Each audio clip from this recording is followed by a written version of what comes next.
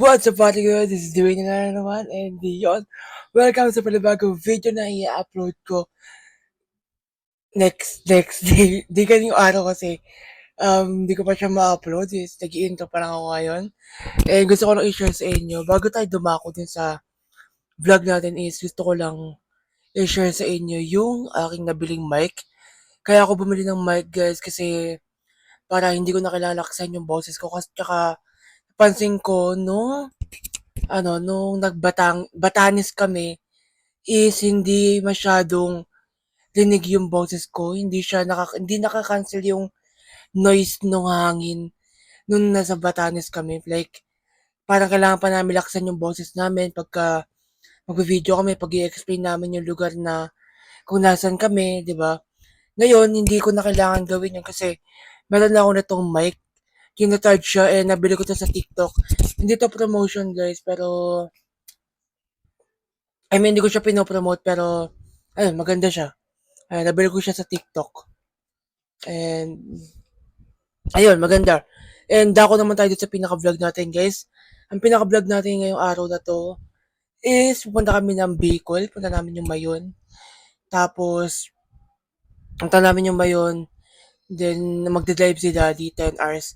Hindi ko sure kung kasama namin yung dalawa namin pinsan. Si Laisha at si Girl. Tapos, mamaya papakita ko sa inyo yung setup ng van namin. Kasi, ginawa namin is, pinatanggal ni Daddy lahat ng upuan doon. Then, ang ginawa, nilagay yung kama ni Polo. Tingnan nyo guys, wala yung kama ni Polo dyan. Wala yung kama ni Polo. Ang nilagay namin dun is yung kama niya. Para nakahiga kami. Kasi yun nga, 10 hours yung biyahe. Para comfortable din.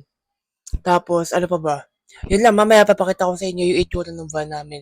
Ito yung itsura ng van namin.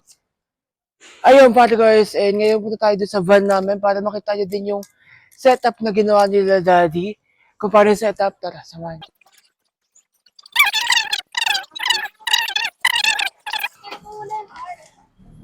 Ba't ko i-start? Yun siya guys. Pasok kami. Pakita mo sa kanila yung itsura ng van. Ayan. Nakaset up yung kama guys. Ito, unan, dalawa. Tapos dito. Then baka pagkasama yung pinsan namin na dalawa, dito sila. Dito nakaupo yung dalawa namin pinsan. Tapos ako, si Polo, si Pauline. Tapos dito yung mga gamit namin sa upuan na kinakatayuan ni Pauline. Then si Mami, dito siya nakaupo, syempre. Passenger princess. Si Daddy, syempre siya yung driver. And ayun, yung mga gamit namin dyan sa likod, tsaka dito. Tapos nagdala din kami ng pagkain guys. Ang alam kong dadalhin na pagkain nila Daddy is pinato yung adobo. Di ko sure kung meron pang iba. Alam ko meron din prito, may chicken din yata. Then, ayun lang guys. Mamaya papakita ko sa inyo pagka paalis sa kami. Bye-bye!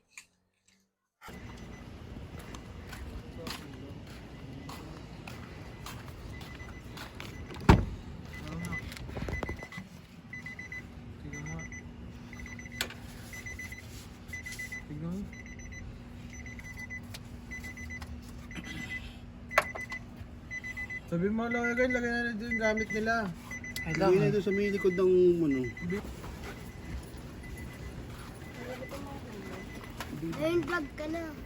Mamamatay. Sige mo magman. Labas ko yun. Kailang. Yun, what's up guys? It's doing nila naman. And ayan guys, paalisa po kami ng namin ng bahay, nakalisa kami. And nakaset up din po yung pinakita ko sa kanyo kanina. Yung dalawa namin pinsan. And ang biyahe namin is about to 10 hours and 15 minutes. Sa tansya ko lang. And ayun si Daddy, yan din po si Mommy, the passenger princess. Ano masasabi mo din sa biyahe natin? Sayang Hawakan mahabang biyahe. mo yung mic. Hello guys, what's up? Ito na tayo guys, paalis na tayo ha. Biyahe natin ngayon ay Albay, Legazpi, Mayon. So dito tayo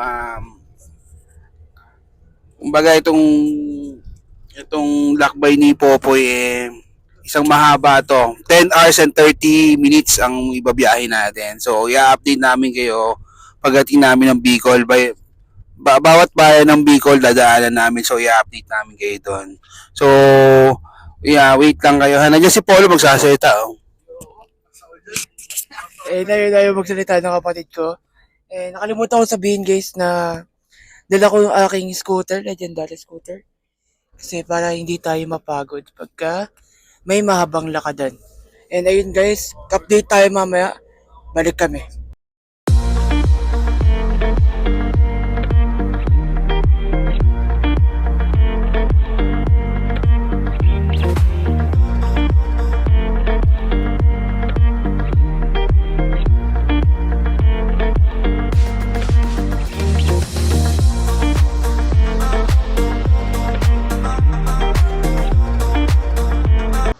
Yo, what up guys? Ayun, nandito po tayo sa Cocabanas Beach Resort. After 13 hours, yun, di ba sabi namin kanina ni Daddy is 10 hours lang yung biyahe. Nagkamali kami. 13 hours may get ang binyahe namin papunta dito kasi traffic, yun, traffic talaga. Tsaka dumaan kasi kami sa ibang daan. Di ko alam kung anong dinaanan na Daddy. Basta sinabi na may dinaanan kami. Basta yun, guys. Pero ang mahalaga is nakapunta kami at nakadating kami dito ng safe sa Cocabanas Beach Resort. Makikita nyo, walang wifi dito, guys. Ang meron lang ay piso wifi. Hey guys, and ayun. Dito na po kami sa Cocobana. Kung nakita niyo yung kanina. Cocobana nga. Sabi mo, Cocobana. Cocobana. Hindi na Cocobana, Dion. Cocobana. Cocobanas. Cocobanas ka. May S kasi yun. Papop up ko dito sa screen.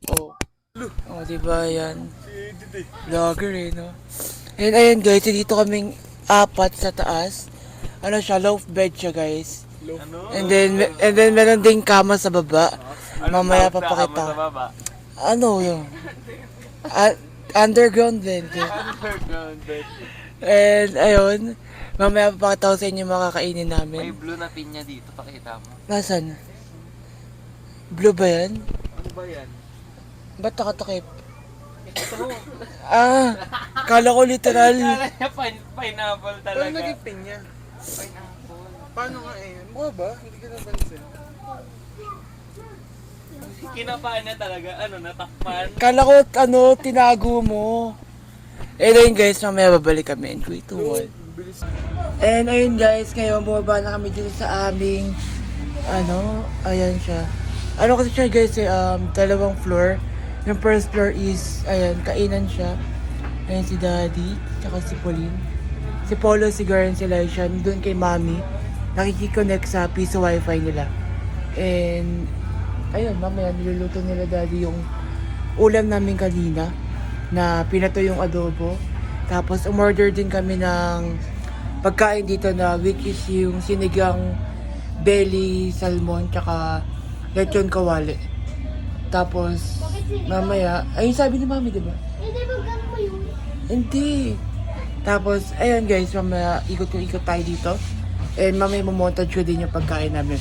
Tsaka kaya hindi pala ako nakapag-vlog masyado sa kotse kasi nakatulog ako and kaya di ako nakapag-vlog kasi nakatulog ako tapos nakakahilo din yung biyahe kasi sobrang haba. Almost 10 hours kami or 10 to 12 hours kaming bumiyahe papunta dito. Bukas, pagising namin ang gagawin is swimming buong araw and then kinabukasan nun lalakbay na kami papuntang Albay, papuntang Mayon. I'm sure na mag-stay kami for 1 day doon para sulit yung trip.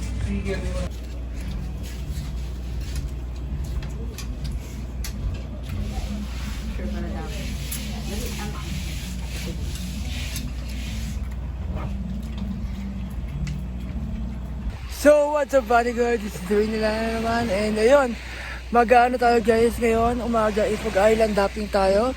Ayun yung mga kapatid ko at pinsan. Pumunta sila doon sa speedboat kasi speedboat ang gagamitin namin ngayong umaga na to. And kung nakikita nyo, si Daddy. Ayun si Daddy guys. Na kumakaway si Daddy yan. Pupunta kami ngayon doon sa speedboat para dalhin kami doon sa lugar kung saan yung White Beach. And ito yung lugar. Ipapakita ko sa inyo yung lugar kung nasan kami. Dito kami ngayon sa Cocabanas. So, nag-rent si Mami ng speedboat. Nag-rent si Mami ng speedboat para at least mas mabilis tayo makapunta sa mga island. Ayan, nandun yung mga bata sila Polo. Ayan. And maya balik tayo Ayan, si guys. Mami oh.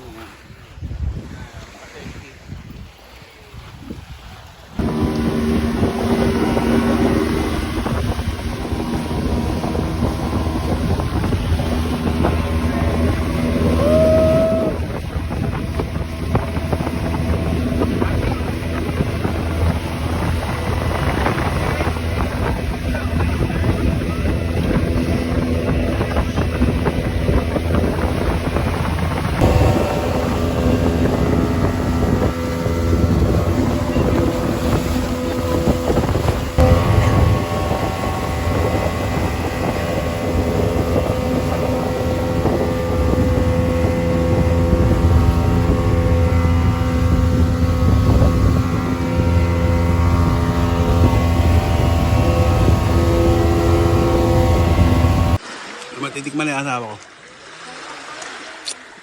Diba? Ang dami. Sukay nga, yun yung kanin nila yan. Ubusin nila yan. Ikaw din, tigma mo. Sakto apat oh. Maliit lang. Kuya, lasang chicharon lang. Tikman mo na, parang tanga. Lasang chicharon lang na binabad sa vinegar. Mag-iinom ka nga eh. Ang dami na ganito. Oo nga lang. Pumutiknan. Masarap sa lasang chicharon lang at binabad sa vinegar. Pwede ba? Kainin mo muna. Arte mo ko. Polo. O, diba? Ano yung parang na-soak lang? Mamaya rabbit naman ah. Ay, iba na. Uy, sayang. Ayaw ka na. Kuya. Gara naman ni Daddy. Kainin mo na, wag mo na kasing tikman. Malangakan mo na lolo ka agad.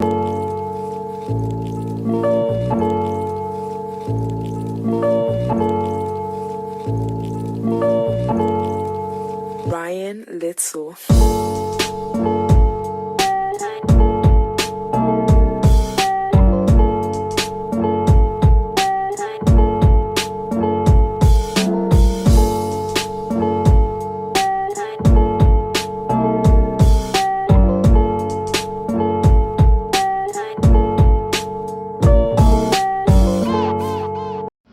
So ayan guys, sa mga time na to is, tapos na po kami mag-island and mag-speedboat. And then ang next namin ginawa is, mag-rent ng jet ski para naman meron kaming gawin. Yan guys, yung time na yan, pumunta na ako sa spot nila Polo para mag-jet ski na rin ako.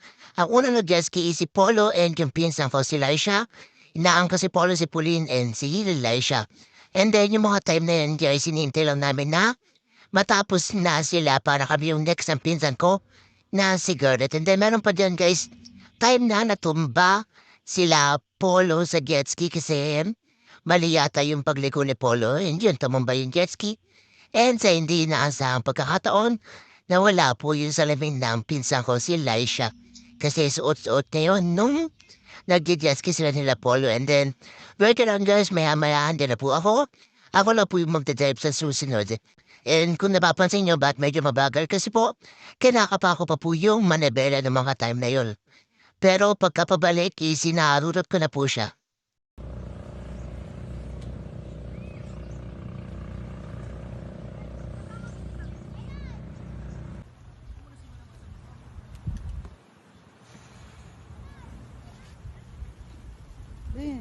Dalo pa sila ni Carl. Sige.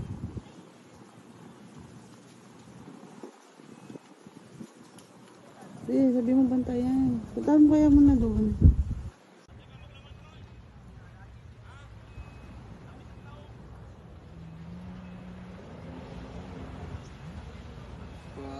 Pali!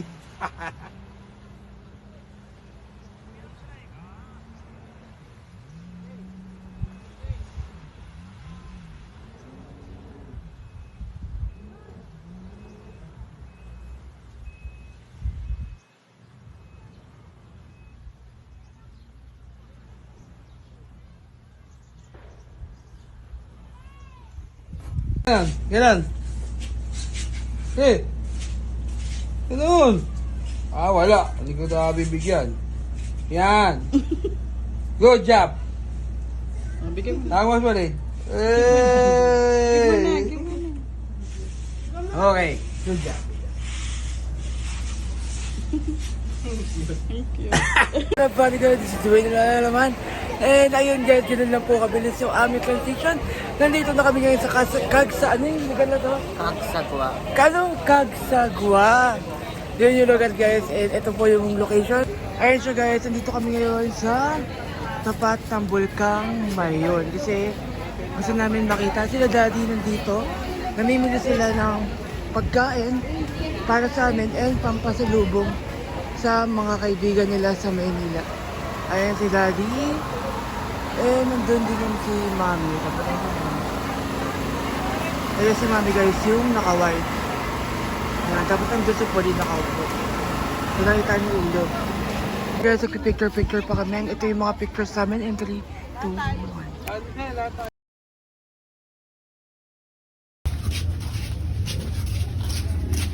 Ingat kayo, oh.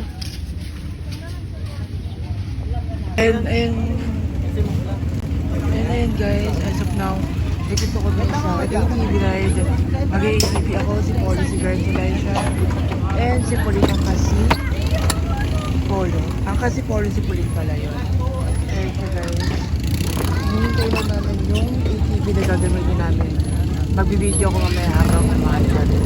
Sana ma-video ako kasi hindi ko alam kung paano yung gagawin ko kasi wala akong camera holder.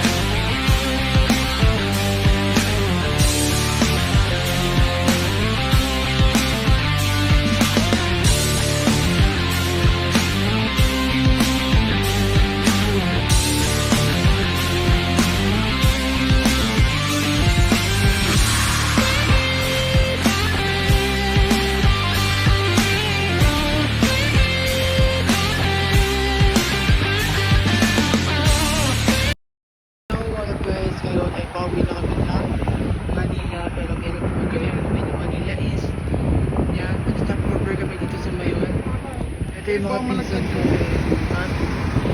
Picture ko lang namin. Hindi pa tayo. Ayan guys. Mag-play na lang muna. Hi guys! Nandito kami, grabe yung bunganga ng mayon.